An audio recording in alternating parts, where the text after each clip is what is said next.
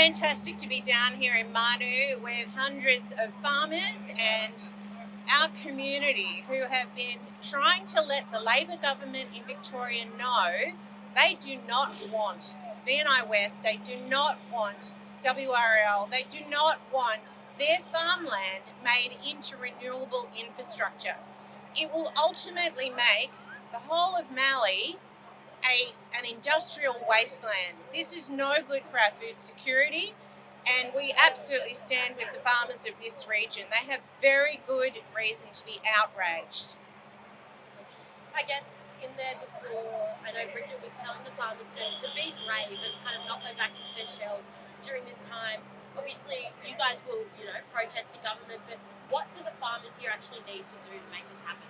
Look, I absolutely... I give so much credit to the farmers of this region for having the courage to stand. It's been really, really tough. It's been going on for some time now. Victorian Labor government have not been listening to them, and we want them to hear what is going on out here in the regions. My encouragement to them is keep at it. We stand with you. Both Bridget and I are here this morning to stand with our farmers, with our community, and we will do so all the way through. This is an unjustifiable destruction of our farmland, and it honestly has to stop. Woo! Obviously, these are state-based projects and plans. What can you do at a federal level about them? Well, both Bridget and I will be standing in our various chambers and making the statements that need to be made, that the Victorian government is out of control. And let's not make any mistake about this. This is driven by an ideology by Chris Bowen and by Anthony Albanese. The states have to fall in line. The targets that they have set are because of the federal targets that have been set. So it is all very intertwined. And guess where the money is coming from? It is coming from the federal government coffers. So this is very much a federal and state issue. And I will certainly not be standing idly by and waiting for the Labor government in Victoria or the Labor government at federal level to get their act together and sort this out. There are other solutions they can be looking at. Okay. We might switch a Yep. room. Bridget McKenzie, You're good. there we go. Bridget McKenzie, Shadow Minister for Infrastructure, Transport and Regional Development. Absolutely fantastic to be on the ground in Marnoo today with hundreds of farmers who've not just brought their families, their sheepdogs, their friends to this meeting, but they've brought their industrial grunt. They've bought the machinery that makes this one of the most productive food-producing parts of our great state.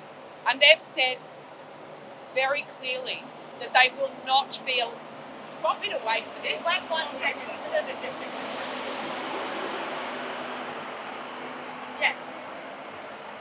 I know. Hang on, we'll wait for this one as well. I hope this is recording, Ben. This is awesome. Oh, this is a little one. This one won't be too noisy. All right. Okay.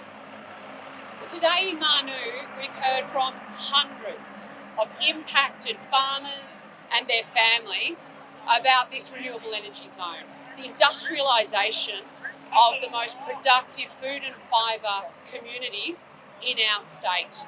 And it is the Labor government's fixated focus on trashing the private property rights of these farmers, which is so appalling. They have been loud and proud, and they need to stay strong against a government that doesn't respect them, that doesn't want them to continue to farm in places like Marnoo, right throughout Western Victoria. And we are seeing communities stand up against these renewable energy zones right throughout the east coast of Australia. And so community after community has to stand up and say no to these projects being built, because it has significant environmental, social and economic impact.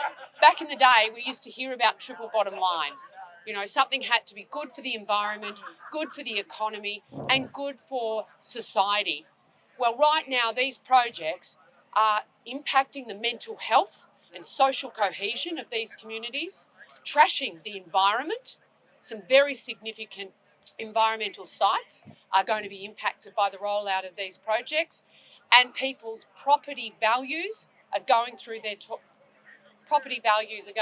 toilet, as is their ability to produce food. It is a lose-lose-lose scenario for these communities, and they said they've had enough and they're not going to allow these projects to get going, and I completely support them. You obviously were saying that you're standing by them 100%. What does that look like from a, I guess, federal and state level with the National Party? Well, I think the National Party is unequivocal. We want to see prosperous, sustainable communities for those of us that don't live in the regions, and we want to still be a great agricultural nation, and that means making sure the men and women who turned out today can continue to do what they've been doing in many cases for 7 generations, producing clean, green food and fibre for the world. These projects will mean they will be unable to do that. They will see the prices of their properties go through the floor, the prices of their product impact, let alone the impact on their emotional and mental health. So they need to stand up strong. What will I be doing? I will be standing up in the Senate. I'll be using the public platform that I've been given as a senator for our great state to stand with them. I'll be marching in the streets with them at every opportunity I have, because bad government hasn't been listening. Good governments bring people along with them. And for this Labor government in Spring Street, it is clear that it's out of sight, out of mind, and therefore they feel they have the right to do whatever they like to these people. Well, it's not right. We live in a democracy. They have rights, and they're going to fight to actually protect them, and I'm going to stand with them. Do you think your state-based colleagues in the National Party should be doing more to stand up for these communities out here? Well, I know the National Party will be running a candidate in this community at the next state election. Right now, this community is represented by somebody who votes with Jacinta Allen on the floor of Spring Street Parliament every single time it sits, who supports this legislation. If the Labor member for Ripon didn't support this legislation, then she should have crossed the floor. She should have had the guts to stand with her community and go sit with the coalition. She didn't.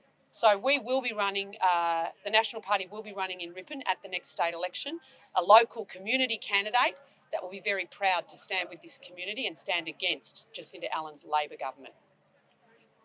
Thank you so much. I know you need to go. So No, all good. thank you very